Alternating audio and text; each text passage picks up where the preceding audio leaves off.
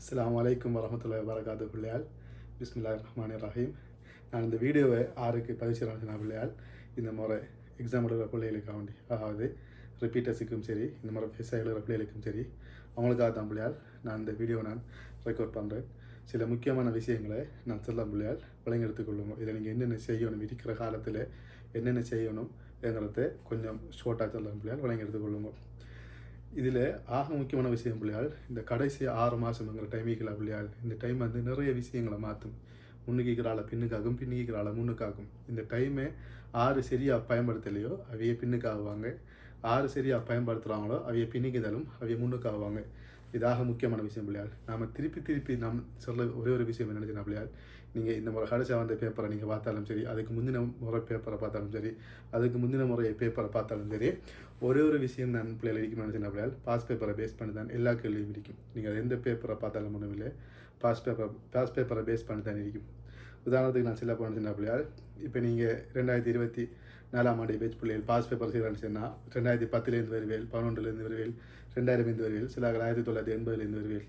ஏதாவது ஒரு paper செய்யக்கூட okay 2018 paper, இந்த பேப்பரை நாம் எடுத்து வெளியே வைப்போம், இந்த பேப்பர் பாஸ் பேப்பரில் வரல, அப்போ 2010 வர நாம 2018 எடுத்து வெளியே வச்சு போட்டு 2017 வரைக்கும் செஞ்சு போட்டு திருப்பி 2019 செய்ய மாட்டேன். நீங்கள் செய்யலை பிள்ளையால், செய்ய மாட்டேன். ஏன்னு சொன்னால் எல்லா பேப்பரும் பாஸ் பேப்பரை பேஸ் பண்ணி தான் வந்திக்கும்.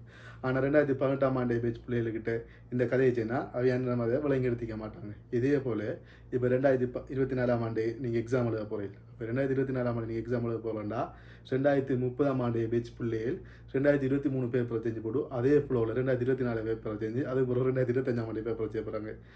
அதுக்கு அர்த்தம் என்னச்சுன்னா பிள்ளையால், ஒரு சீக்வன்ஸில் எல்லாமே வந்திருக்கு. அப்போ நீங்கள் 2023 பேப்பர் வரைக்கும் ஒழுங்கான முறையில் சரியாக படித்து விளங்கியிருந்த பிள்ளையால் 2024 பேப்பரை 2030 பிள்ளைகள் எப்படி செய்யுமோ அதை போல் தட்டி போட்டு போக வேண்டியதுதான் விளங்கிட்டா பிள்ளையால். அப்போ நீங்கள் செய்ய வேண்டிய ஆக முக்கியமான விஷயம் 3 பிள்ளையால். மூலா விஷயம் என்னென்னு சொன்ன பிள்ளையால், தியரியையும் அதோட ஒத்த கேள்வியை நீங்கள் விளங்கி எடுத்திக்கணும். நான் நகைக்கிறது 3 பாடத்துக்கும், ஃபிசிக்ஸுக்கு மட்டுமில்லை பிள்ளையால், 3 பாடத்துக்கும். என்னென்னு சொன்னால் நல்ல ரிசல்ட்ஸை டாப் ரேங்கில் எடுக்கணும்னு சொன்னால் பிள்ளையால் 3 பாடமும் வந்து பேலன்ஸில் இருக்கணும். அப்போ ஆக மூலாவது விஷயம் என்னென்னு சொன்னால் பிள்ளையால், நான் சொல்ல ஆக மூலாவது விஷயம் என்னென்னு சொன்னால் பிள்ளையால், நீங்கள் தியரியையும் அதோட ஒத்திருக்கிற கேள்விகளை எல்லா விஷயமும் நீங்கள் எந்த யூனிட் படித்தாலும் சரி, காந்தப்புலத்தை படிக்கலாம், காந்தப்புலத்தில் எந்த கையை பாவிக்கிற, என்ன விதியை பாவிக்கிறங்கிறதுக்கான சில ட்ரையல் கொஸ்டின் செஞ்சுப்பேன். அப்போ தியரியையும் அதோட ஒத்திசைவான கேள்வியையும் நீங்கள் மூலாவை செஞ்சுக்கணும். 2வது விஷயம் என்னென்னு சொன்னால் பிள்ளையால், நீங்கள் இதுக்கு ஒத்த பாஸ் பேப்பரை செஞ்சுக்கணும். ஃபெஸ்ட்டுக்கு செய்ய வேண்டியார்கள் 2011 2023 முடிப்பேன், அதுக்கு பிறகு 2000 2010 முடிப்பேன், அதுக்கு பிறகு 80 2000 வரைக்கும் வருவேன். இந்த ஆர்டரில் செஞ்சு பழகணும் பிள்ளையால். எதுவுமே எந்த பாஸ் பேப்பரும் இது வரைக்கும் செய்யாதார்கள் ஃபெஸ்ட்டுக்கு கடைசி 5 வருஷத்தை முடிங்க பிள்ளையால். அதுக்கு பிறகு பின்னுக்கு ஒவ்வொன்றா போகும். மூலாவது தியரியும் அதோட கேள்வியையும் செய்யல், 2வது முழுக்க பாஸ் பேப்பரை செய்கிறேன், 3வதாக ஆக கடைசி கட்டம் பிள்ளையால். ஆக கடைசி ஒரு 2 மாதம் 3 மாதம் வீக்கக்குள்ள நீங்கள் முதல் பேப்பர் ஆரம்பிக்கணும். இதில் தன்னிறைவு கண்டுட்டேன்னு சொன்னால் நீங்கள் முதல் பேப்பர் செய்யணும். முதல் பேப்பர் ஆக முக்கியமான பிரயோஜனத்தில் ஒன்று நினைச்சினா பிள்ளையால், சில ஆக்கள் நல்லா கடுமையாக ட்ரை பண்ணி படித்தார்கள் பாஸ் பேப்பரை 2 3 4 தரம் செஞ்சு அவங்களுக்கு கேள்வி பாடம் ஆயிடும். அப்போ கேள்வியை வாசிக்கக்கூடிய அவங்களுக்கு விட சொல்லிடுவாங்க, அவை செய்யாமலே விடையை சொல்லிடுவாங்க. அதுலேருந்து ஒரு புத்துணர்ச்சியான ஒரு நிலைமை உருவாகத்தான் முதல் பேப்பர் செய்கிறேன். அப்போ முதல் பேப்பரில் அது புது பேப்பர் ஆகிக்கும், புது கேள்விகள் ஆகிக்கும், வேறு ஏங்கிளில் யோசிப்போம். அப்போ நம்மளோட பாஸ் பேப்பரில் நாம் பெற்ற அறிவை எந்த டிரெக்ஷனில் அதை பிரயோகிக்கணுங்கிறத நம்ம முதல் பேப்பரில் இருந்து பெற்றுக்கொள்வோம். முதல் பேப்பர் செய்கிறது வரப்போகிற கேள்விக்காக வேண்டி இல்லை. அப்போ வரப்போகிற கேள்விக்காக வேண்டி நீங்கள் பேப்பர் செஞ்சால் நீங்கள் அப்போ நீங்கள் ஒரு பலவீனமான ஒரு ஆள் அர்த்தம். வரப்போகிற கேள்விக்காக வேண்டி கேள்வி அவுட் ஆக்கித்தான் நீங்கள் எக்ஸாம் எழுதுவேன்னு அடிச்சுன்னா நீங்கள் ஒரு பலவீனமான ஒரு ஆள். பலமான ஒரு ஆள் அடிச்சுன்னா நீ எப்படினாலும் அடி நான் தடுப்பேனுங்கிற கேஸ் தான் பலமான ஒரு ஆள் நிலைமை விளைஞ்சா பிள்ளையார். இதில் ஆக முக்கியமான விஷயம் அடிச்சுனா பிள்ளையார், இப்போ இருக்கிற கடைசி கட்டத்தில் ஆக முக்கியமான விஷயம் வந்து தொகுப்பு. இதை 3ஐயும் ஒரு புள்ளியில் நிப்பாட்ட வேண்டியது தொகுப்புங்கிற விஷயம் உண்டு. இப்போ இது வரைக்கும் நீங்கள் 2 வருஷம் படிச்சிருப்பேன், சிலாக்கள் 3 வருஷம் படிச்சிருப்பேன், 4 வருஷம் படித்தாக்கள் கூட இருப்பேன். இதில் ஒரு யூனிட்டை படிச்சுட்டு இல்லைன்னு சொன்னால், நான் சின்ன காந்த புலத்தை நான் எடுக்கேன், இந்த யூனிட்டை படிச்சு இல்லைன்னு சொன்னால் என்னென்ன தியரி இருக்குது, என்னென்ன பிரயோகம் இருக்குது, எப்படி பாவிக்கணுங்கிறது ஒரு பாயிண்டில் கொண்டு அந்த நிப்பாட்டணும் பிள்ளையால். அந்த தொகுப்புங்கிறதாக முக்கியம். நான் தொகுப்பு கேட்கணும் நிறைய வீடியோ போட்டிக்கேன். கடைசி கட்டம் இருக்கிற காலம் வந்து பிள்ளையால் கோருக்கிற காலம். அப்போ நீங்கள் படித்த நிறைய விஷயங்கள் எல்லாத்தையும் இப்போ கடைசி கட்டம் வந்து நீங்கள் இதை செய்வீர்கள். இப்போ தான் நம்ம சாப்பாடு ஆகக்குள்ள இதை வெட்டுவேல் இதை பிளெண்டர் அடிப்பில் எல்லாத்தையும் விடும். கடைசி அந்த கூட்டி எல்லாம் செய்யக்கூடாது. அந்த ஒழுங்கான ருசியான ஒரு சாப்பாடு வேறு அப்படியால் எல்லாம் கூட்டி எல்லாம் வெட்டி எல்லாம் வச்சுட்டார். ஆனால் ஆக்குறதுக்கு டைம் இல்லைன்னு சொன்னால் வெட்டினா அவ்வளோ வேஸ்ட் அப்படியால். நீங்கள் அதான அந்த சரியான ஒரு உபமானம் அப்படியால். அப்போ இவ்வளோ காலம் நீங்கள் இதை படிச்சுப்பேன் இதை செஞ்சு அந்த கடைசி கட்டம் எல்லாத்தையும் ஒரு இலையில் கோர்த்து கடைசி கொண்டு எக்ஸாமில் கொடுக்கறது தான் ஆக முக்கியம். அப்போ இதுக்கு இந்த தொகுப்பு என்னத்தை உங்களுக்கு தெரியுதுன்னு சொன்ன பிள்ளையால், நீங்கள் கிளாஸில் சார் படிப்பிச்சுப்பார், ஸ்கூலில் கிளாஸில் சார் படிப்பிச்ச விஷயம் உங்களோட காதுக்கு வந்து உங்களோட மூளைக்கு வந்து உங்களோட ஞாபகங்களாக இருந்து அதுபோல் எக்ஸாம் டைமில் நீங்கள் கேள்வியை கண்ணால் வாய்ச்சி நீங்கள் அதை விளங்கி எடுத்து மூளை ஏற்கனவே ஸ்டோர் பண்ணினதை திருப்பி கொண்டு வந்து லிங்க் பண்ணி அதை உங்களோட கைக்கு வந்து உங்களோட கை எழுதுறது தான் அங்கே எவலுவேஷனுக்கு போகுது. அப்போ இந்த ஒவ்வொரு கனெக்டிங் பாயிண்ட்லேயும் எவ்வளோ அடுத்து ஒரு விரயம் நடக்கும்னு யோசிச்சு பாருங்கள் பிள்ளையார். சார் அவரை வாயில் கதைக்கிற அவ்வளவும் உங்களோட மூளையை சென்றடைஞ்சா எத்தனை சதவீதம் சென்றடைஞ்சிக்கும்? 100% சென்றடைஞ்சிக்க மாட்டா. ஒரு போர்ஷன் நீங்கள் திருப்பி படிக்கிறதால நோட்ஸை வழங்கி எடுக்கிறதுனால வேறு கேள்வி செய்கிறதால அது ஒரு கட்டத்துக்கு வரும். இதை எப்படி இந்த கைக்கு கொண்டாடுறதுன்னா பிள்ளையால் தொகுப்பு. அப்போ உங்களுக்கு என்னென்ன விஷயமெல்லாம் நினைப்பிருக்கோ அதை உங்களோட கையால் நீங்கள் எழுதணும். இப்போ அவ்வளோத்தையும் சிலபஸ் அப்படியே பாடமாக்கி போட்டு எழுதுறதில்ல. நான் ஏற்கனவே சொல்லிக்க முடியாது சப்டைட்டில். அப்போ என்னென்ன விஷயம் முக்கியமான விஷயம் இருக்கோ, இப்போ காந்தப்புலம் எடுத்துலன்னா அதில் என்னென்ன சமன்பாடு இருக்கோ அதில் தலைப்புகள் எழுதி போட்டோம். அப்போ ஒரு கடத்தியில் 2 திசையில் ஓட போகுது, அதில் கடத்தியை வந்து 90 பிரிச்சிருக்காங்க. ஆகவே இதில் காந்தப்புலம் மையத்தில் எப்படி, இது ஒரு கன்செப்ட். அப்போ என்னென்ன கன்செப்ட் இருக்கோ, என்னென்ன சமன்பாடுகள் தேவைப்படுதோ, ஒரு ஸ்ப்ரிங்கில் நுனியில் என்ன, 2 அந்தங்கள்லையும் என்ன, நடுப்புள்ளியில் என்ன திசையில் மின்னோட்டம் ஓடுது. அப்போ இது எல்லாத்துக்கும் சப்டைட்டிலில் படிச்சிருப்பேன். அந்த எல்லா சப்டைட்டிலையும் நீங்கள் எழுதி வச்சு போட்டு ஒவ்வொன்றையும் உங்களுக்கு சமன்பாடு சொந்தமாக எழுத தெரியுமான்னு நீங்கள் பார்க்கணும் பிள்ளையார். சமன்பாடு ஆகிக்கட்டும் சரி, தியரி ஆகிக்கட்டும் சரி, எல்லாத்தையும் பிள்ளையார் புலமாயிக்கட்டும், ஓட்டு மின்னியல் ஆகிக்கட்டும், இலத்திரநிலை ஆகிக்கட்டும், என்னையாக இருந்தாலும் சரி பிள்ளையால் சப்டைட்டில் உங்களுக்கு சொந்தமாக ஒப்புவிக்கக்கூடியதாக இருக்குமென்னு சொன்னால் இன்ஷா அல்லாஹ் எக்ஸாம் ஹோல்லையும் உங்களுக்கு ஒப்புவிக்கக்கூடியதாக இருக்கும். நிறைய பிள்ளைகள் என்ன செய்வாங்க, படிச்சு எல்லாம் செஞ்சுப்பாங்க. ஆனால் எக்ஸாம் ஹோல்டு ஒரு கட்டம் மட்டும் வரும்.